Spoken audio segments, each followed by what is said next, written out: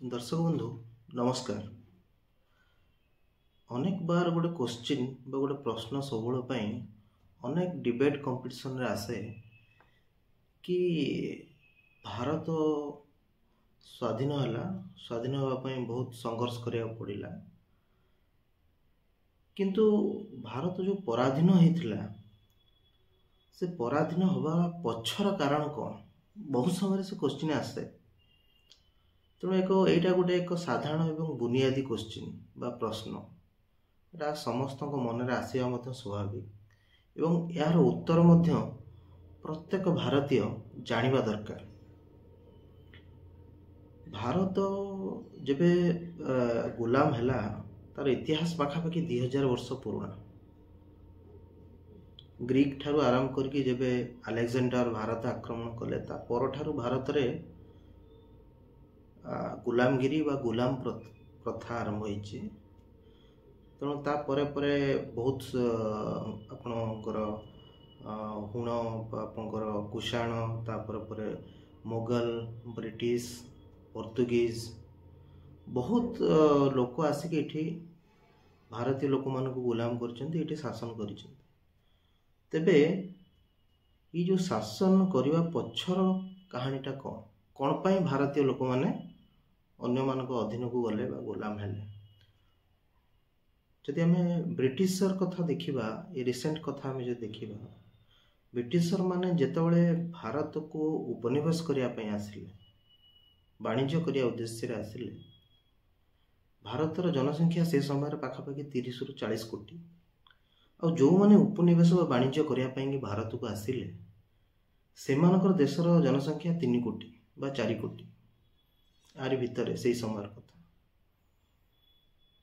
तेबे वाणिज्य करने आसीथिबा से ब्रिटिशर माने ये 40 कोटी गोटे जनसाधारण गोटे एत बड़े विशाल देश को केमिति और को परिस्थिति रे गुलाम कले बा अधीन कले बा शासन करने सुजोग पाइले।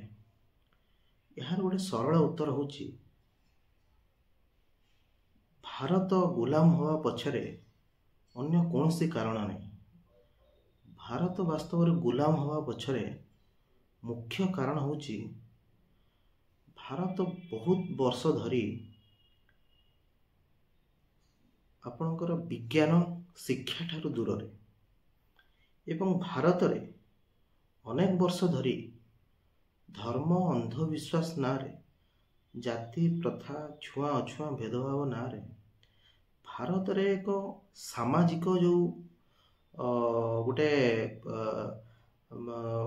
क्षतिग्रस्त समाज बा रोगग्रस्त समाज केबे उन्नतिर चेष्टा करिबा सहज नुहे। तेणु जो ब्रिटिशर माने आसिले भारत को उपनिवेश करने आसते से वाणिज्य करने देखिले भारतीय लोक माने एठी धर्म अंधविश्वास नारे जाति प्रथा जातिवाद नारे बहुत पछरे अछंती। शिक्षा विज्ञान ये सबुठारु बहुत पछरे टेक्नोलोजी सबुठारु बहुत पछरे अछंती। आज भी से माने पुराणा कालिया चिंताधारा अंधविश्वास रे पीड़ित जातिवाद छुआ छुआ भेदभाव रे से माने पीड़ित है कि तांको भितर से माने कह गले गोटे प्रकार विच्छिन्नता ही रही। भारत के एकता नाथिला जतले इंग्रेज माने आसिले सही एकता नथिबा भारत को तांको गोटे सुजोग मिलिला कि जो माने सब राजा जो प्रतापी राजा बा शक्तिशाली राजा से समय थिले इंग्रेज माने कौन कले प्रथमे से राजा मान को निज अधीन को आने को चेष्टा कले और से सफल एवं अन्य युद्ध सेमती नहीं कि एकाथर के बहुत सहजरे से अख्तियार कर युद्ध ये सब हवा पछरे किंतु गोटे कथा है 40 कोटी गोटे देश को 3 कोटी 4 कोटी गोटे देशर गोटे उपनिवेश बा किछि संख्यार लोक आसिकी ताको कब्जा करेंगे अधीन करेंगे एटा शुणिला बेलू टिके अड़ुआ लगे ता पछर गोटे उद्देश्य थिला होची भारत रे एकता नथिला जातिवाद आपणकर धर्म छुआ छुआ भेदभाव रे लोक माने एते माने रोगग्रस्त होइके थिले जे से माने शिक्षा से माने विज्ञान ये सब ठारू बहुत दूर थे जो माने ब्रिटिशर माने एटिके आसिले से तार फायदा से माने नेले ଏବଂ ସେମାନଙ୍କ ପାଖରେ ବିଜ୍ଞାନ ଥିଲା। କ'ଣ ଥିଲା ସେମାନଙ୍କ ପାଖରେ? ଜାହାଜ ଥିଲା ସେମାନଙ୍କ ପାଖରେ। ସେମାନେ ଗୁଳି ବାରୁଦ ଏଇସବୁର ବ୍ୟବହାର ସେମାନେ ଜାଣିଥିଲେ, ଯାହାଫଳରେ ସେମାନେ ରଜା ମହାରାଜଙ୍କୁ ନିଜ କବ୍ଜାକୁ ନେଲେ ଏବଂ ଯୁଦ୍ଧ କରିକି ଧୀରେ ଧୀରେ ଧୀରେ ଭାରତ ଭଳି ଏତେ ବିଶାଳ ଗୋଟେ ଉପମହାଦେଶକୁ ସେମାନେ ଅକ୍ତିଆର କରିନେଲେ ଅତି ସହଜରେ। ଅତି ସହଜ ତ କୁହାହେବନି, କିନ୍ତୁ କିଛି ଯୁଦ୍ଧ ମଧ୍ୟ ହେଇଛି, ସେମାନେ ନେବା ପାଇଁ ସକ୍ଷମ ହେଲେ। ଯଦି ଭାରତ ଏଇଭଳି ଚିନ୍ତାଧାରା ଆଜି ବି ରଖେ,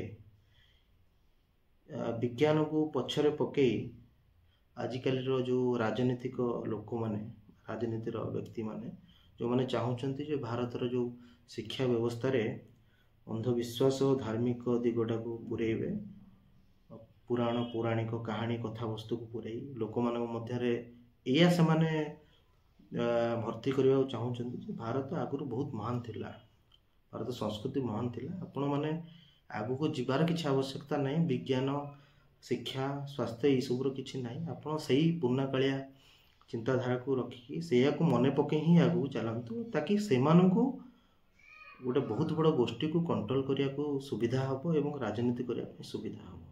ତେଣୁ ଭାରତ ସବୁବେଳ ପାଇଁ ଗୋଟେ ବୁନିଆଦୀ ଭୁଲ ଚିନ୍ତାଧାରାରେ ରହିଛି ଯେ ଭାରତ ସ୍ୱାଧୀନ ଯେଉଁ ହେଲା ବା ଭାରତ ଯେଉଁ ଗୁଲାମ ଥିଲା, ସେ ଗୁଲାମ ହେବା ପଛର କାହାଣୀ, ମୁଖ୍ୟ କାହାଣୀ ହେଉଛି ଏଇଟା। ତେଣୁ ଆମକୁ ଯଦି ଆଗକୁ ବଢ଼ିବାର ଅଛି, ବିଜ୍ଞାନ ଶିକ୍ଷା ସ୍ୱାସ୍ଥ୍ୟ ଏଇସବୁକୁ ଅଧିକ ପ୍ରାଧାନ୍ୟ ଦେବାକୁ ପଡ଼ିବ।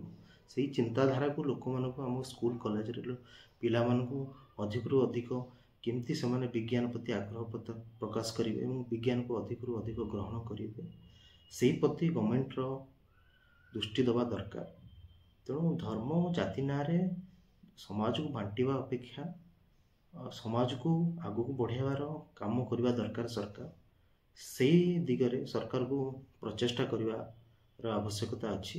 ତେଣୁ ମୋଟାମୋଟି ଭାବେ କହିବାକୁ ଗଲେ ଭାରତର ଗୁଲାମ ହେବା ପଛର ମୁଖ୍ୟ କାରଣ ହେଲା ଶିକ୍ଷା, ବିଜ୍ଞାନ, ସ୍ୱାସ୍ଥ୍ୟ ଏଇସବୁରୁ ଯେତେବେଳେ ବଞ୍ଚିତ ରହିବେ ଲୋକମାନେ, ସେତେବେଳେ ସେମାନେ ସ୍ୱତଃପ୍ରତ ଭାବେ ପଛରେ ହିଁ ରହିବେ।